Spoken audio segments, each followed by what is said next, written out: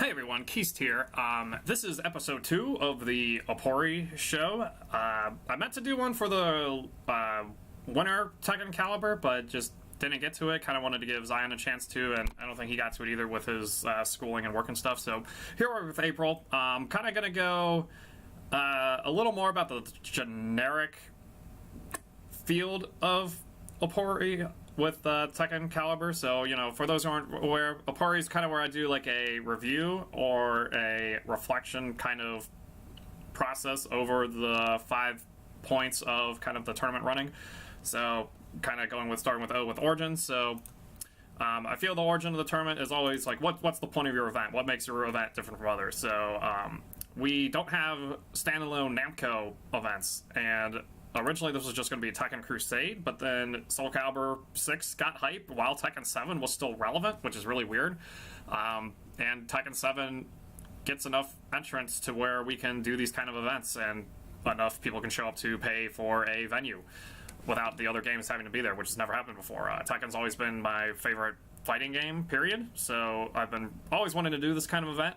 It's kind of like how Smash always had their own events for each of the games. Smash Ultimate has their own, Smash Melee has their own. Sometimes they come together for bigger stuff, but sometimes they don't like it, kind of like with all the other fighting games and stuff. So yeah, I wanted to do it with Tekken. And then Soul Calibur is also popular enough that I figured, hey, why not just make it an Namco event? Maybe we'll expand to other 3D games, but I'm really liking the Soul Calibur Tekken thing. Keep it nice and simple. And that's kind of how... So I guess for, you know, the history of this thing, it's, so yeah, once I realized our weeklies could get roughly 24 from just Columbus entrants, then I can now run an event where people can travel outside and challenge these 24, if they're able to all show up, which, again, I don't, you know, I hope they can, but I understand if they can't. And then hopefully try to get Tekken Crusade to kind of be that, not just the Ohio Tekken spot, but, you know, maybe you've expanded out to the Midwest. I'll talk about this more, but the last Tekken Crusade we had Michigan players for the first time, and this Tekken Crusade we had Indiana players for the first time, and I think they might be able to come out to future ones too. As for the name origin, as I don't like using names and like esports buzzwords, I always kind of, you know, laugh at Outer Haven a little bit because they use like Impact, because everybody uses Impact because it's cool and it's esports and all that. So try to find some words that are kind of different. So I always talk to my TO partner Soul Calibur whenever we come up with events well before we're even announcing these. So TekkenCalibur, for example, probably a good 7 months before I announced it is when I was planning this event. Name origin is actually what he came up with. I was trying to come up with something along the lines of, you know, Revolution, but that's already a Tekken game. So we went with Crusade because the whole point is we're trying to, you know, lead the charge, get Tekken to be like its own standalone thing. We don't need those other fighting games. It's great. So kind of ran with it, and then I just slapped Calibur on it because I always thought TekkenCalibur kind of sounded cool, because putting Calibur on the end of, well, everything sounds cool. That's how they named Soul Calibur, for Pete's sake. So that kind of covers all the origin stuff. And as for preparations, so the venue I went with this time is the same one we've done for the past ones, is Coast Quarters. It's a great medium-sized event. If you think you're getting around 20 to 80 entrants, go here. They already have the streaming equipment in-house. We have Matchstick Melee. You know, do the stream again, and, you know, since it's a constant thing with TekkenCalibur, he just kind of sticks with the same overlay, and, you know, that's fine. We don't need to change anything up with that. The difference this time is the Tekken World Tour was announced, and we can now do the dojo events. All you do is you make your bracket, make sure it's all published and stuff, then you submit it to the league, and then it goes through an automated or manual process, not 100%, I'm assuming somewhat automated, and then you can get dojo points as long as you can get 16 verified entrants. I think everyone has to be verified for its account, but the point is that we got this going, and we were able to do it in very short notice. Kind of the only problem is there wasn't really an auto notification setup that I thought there was, like the other leagues in Smash GG does. So I actually didn't know we were a World Tour event until probably 2 or 3 days before the event, and that's why I didn't really announce it when I was announcing the events and stuff. Otherwise, yeah, I would have done it the minute we found out, which, as far as I know, could have been a few days ago. Which I forgot to mention, I submitted it to the tour about 20 days before the event was. Yeah, 20 days before the event. Like, I did it on April 2nd or something, and I wanted to announce it earlier, but couldn't. But anyways, it happened. We got on the page, and I'll kind of talk more about that on Reflections too. So now we'll go to execution. Execution's where I be objective and kind of just talk about what happened, not worry about why it happened. That's more in reflection, or what I can do different. That's an iteration. So executions. So we got there early. We were originally going to just start a podcast. We had some technical difficulties. You know, it was just a convenience thing. I was hoping we could get some people for teams in Tekken Tag 1, but it being Easter, you know, you're on an event on Easter. I'll get more to that in a reflection of what happened with that. So, had to cancel Tag 1, had to cancel teams, and then just using Smash GG, Pound was that weekend, so I think that might have been the reason why it had a lot of server slowdown, and of course other dojo events are happening as well, and just majors in general, but this page was really slow for us, and we have great internet at close quarters. And Smash GG, for those who don't know, is required in order for the World Tour events to happen. You know, because that's how they're using the leagues and stuff. They're using this to do it. Smash GG is great at leagues, I'll give it that. When it comes to execution at doing tournaments under 100 people, I think they're actually terrible. So this site was just a pain every time. It would be slow. In order to, you have to check in players in a different window than when you register them. Yes, it's on the same page, but you have to open a window. Whenever you checked in someone, it would time out the page, and you'd have to do a full refresh. And it was like that. When you do that for, we had 25 unique entrants, I think. You had to do that 25 times. It was really annoying. That's just for the people who showed up. Anyone who pre-reg had to go do it for them, too. TekkenCalibur 2 had, I think they broke 8, can't remember offhand. TekkenCalibur 6 had, you know, I don't know why I'm guessing, I can just pull it up. So, sorry, folks. Can't believe I'm going back to this page, because it's probably going to be slow on me, too. Tekken 7 definitely had 18, that's the one I do remember for sure. I just don't remember Tekken 6, or TekkenCalibur 6's entrant count.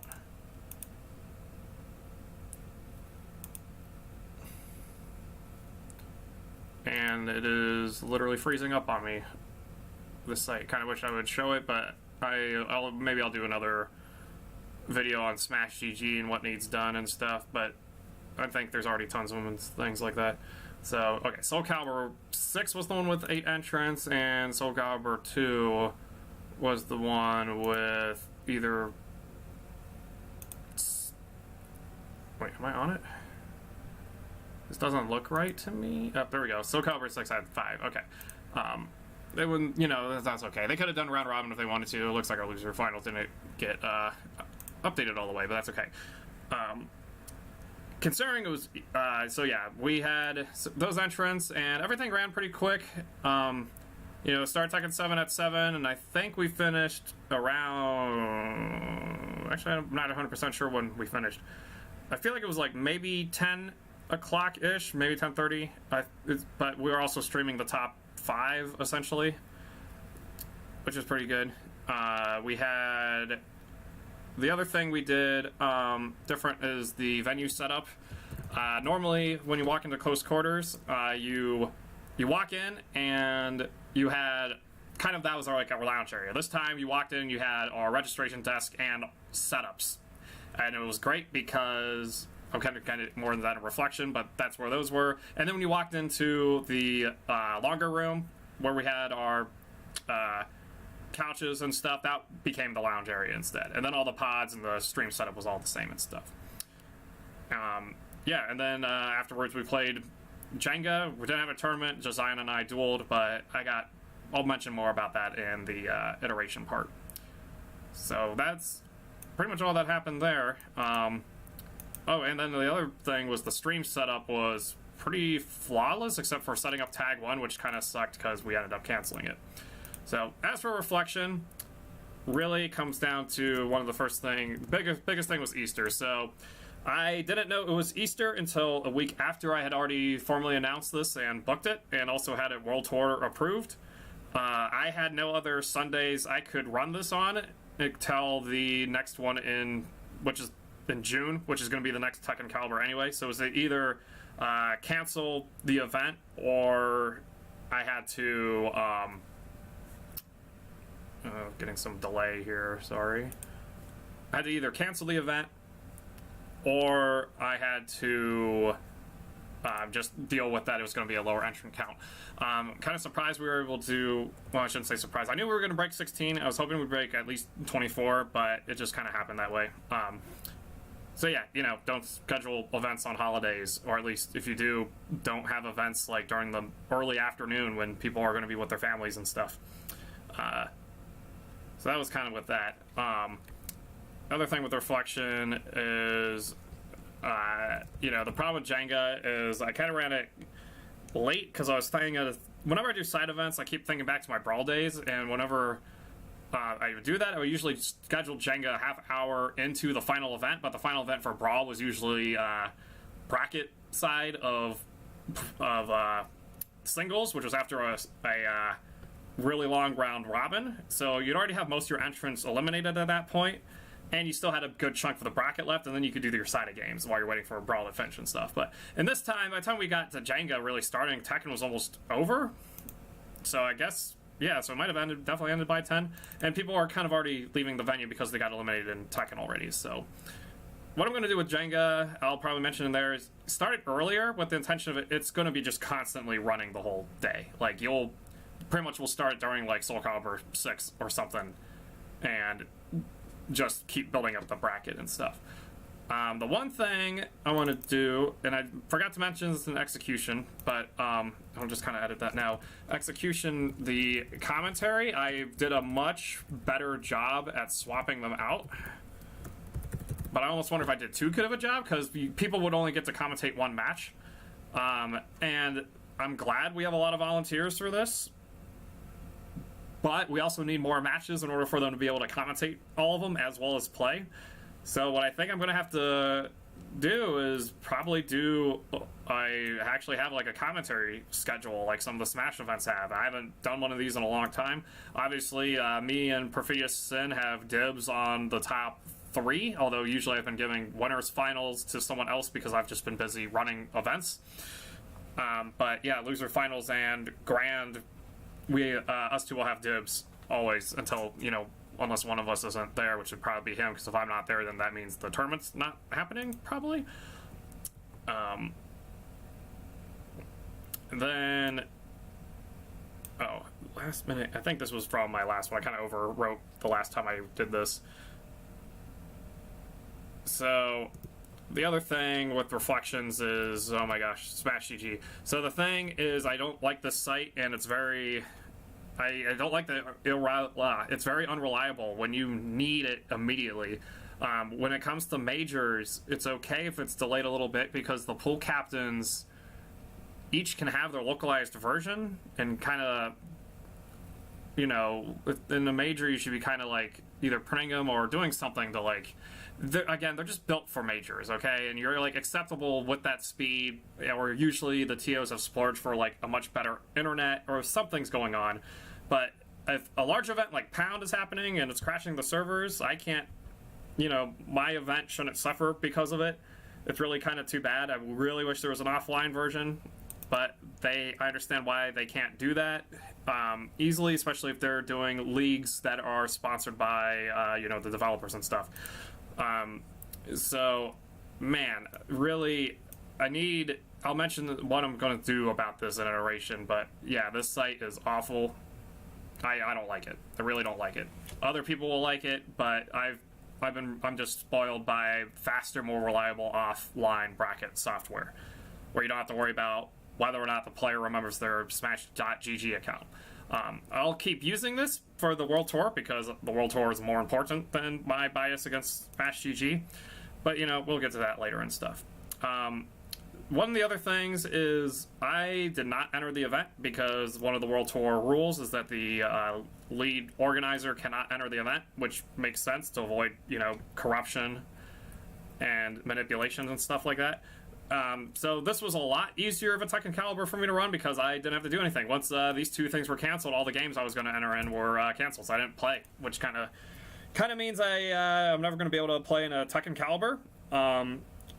Other people could run it, but we got other plans for those other people. So, and I want TekkenCalibur to be good, so I'll be the organizer for them. I just won't be able to play and the normal one-on-one. Hopefully I can convince people to come out for teams and stuff, but that kind of covers reflection. So what are we going to do about these problems? All right. Well, first off, not schedule on a holiday, even though I scheduled the next one on Father's Day already on June 16th. But the thing I'm finally going to give up on is I wanted Tekken to be TekkenCalibur to be an event where you can have all the different Tekken games and have different Soul Calibur games. And so far, it looks like only Soul Calibur 2 is the one that can even get people to show up. We canceled Tag 2. We only had 4 entrants for the first Tag 1. So until we get enough people to actually keep coming to the main event and actually get the demand to run them again, I'm not going to run these at the next one. So the next one's only going to have Soul Calibur 2, Soul Calibur 6, and Tekken 7. Maybe we'll do a draft crew, probably not. But because of that means we'll probably end up starting later, which will be great because now I don't have to worry about, getting the place set up a day earlier and then coming in at 10:30 or 11. Now I can just come in at my normal time and have everything set up, essentially. And then others can come in later at 3 or 4 whenever we decide to do that. Definitely going to do formal commentary sign-ups. So what this means is there'll be a link. People will go to a Google Doc and then they'll sign up. They'll kind of just say, hey, what's your tag? I'll kind of give a little gauge of how comfortable you are commentating or if you've ever done it before.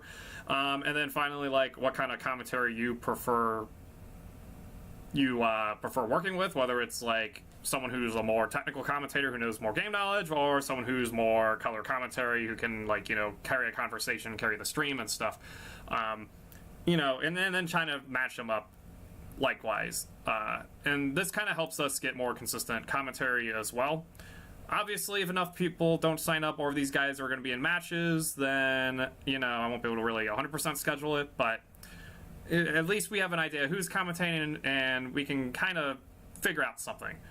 Maybe even come up with the schedule day of, because we'll have the bracket made, and we could go all right, during this time period, we're going to have in Soul Calibur, CB versus Sin is eventually going to happen, so we're going to have them commentate during this part of the bracket, and so on. I mentioned earlier, so my solution with Jenga is just start it pretty much when the tournament starts. Call the matches for Soul Calibur 2, and then call the matches for Jenga. Anyone who's there early gets to play, and then I can just, add more people to the event essentially to just kind of play. What you do is you make a dummy bracket where you have your 16 people and then the first 4 people to sign up because it's Jenga, I'm not going to seed it, they all play against each other, and then as 5 and 6 come in, then they have them play and you just kind of edit their names in the bracket so you don't have to remake it and stuff. Again, another powerful thing that the offline programs can do that Challonge and Smash GG are absolute garbage at, because they're not trying to do a staggered delayed sign-in bracket thing. And the other thing with this, I'm trying to remember now. I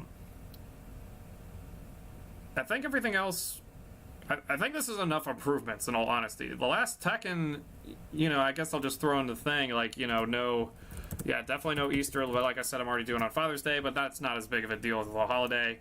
I think some fathers would be yeah, for Father's Day I want to go enter TekkenCalibur, let's go, and their kids are welcome and whatever. But I guess the other thing is it will be summer, so I actually have a window air conditioner for close quarters to help with them to make it cooler and stuff, but maybe we want to supply some snacks of some sort, so I don't know.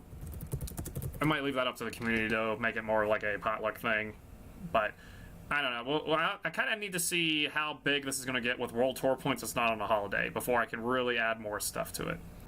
So, and that covers iterations. So yeah, they'll be covering everything with TekkenCalibur Crusade April. The next one's going to be in June, but I think the next OPERI I'm going to do is going to be for a event I'm helping with in May.